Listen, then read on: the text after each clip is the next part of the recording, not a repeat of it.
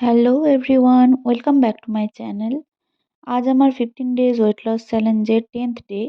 প্রত্যেক দিনের মতোই আজকে সকালেও খেয়ে নিয়েছিলাম মেথি ভেজানো জল। তারপরে খেয়েছিলাম চিয়া সিড ভেজানো জল। এগুলো সবই আমি রাত্রিবেলায় ভিজিয়ে রাখি।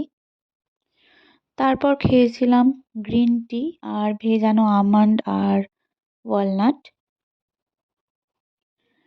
জলখাবারে খেয়েছিলাম চিড়ের পোলাও, আর বিশ্বাস করো এই চিড়ের পোলাওটা খেতে দারুণ টেস্টি হয় এবং তেলও খুব একটা বেশি লাগে না। তোমরা চাইলে আমি রেসিপি দিয়ে দেবো। তারপর খেয়েছিলাম মিড মর্নিং স্ন্যাক্সে একটা গোটা কমলা লেবু, এবং লাঞ্চে ছিল সর্ষের শাক, স্যালাড, চিকেন আর ভাত। সন্ধ্যাবেলায় খেয়েছিলাম ব্ল্যাক কফি আর রোস্টেড বাদাম। আর ডিনারে খেয়েছিলাম বাদাম, ছোলা, লঙ্কা, পেঁয়াজ কুচি, টমেটো সব কিছু দিয়ে একটা চাট।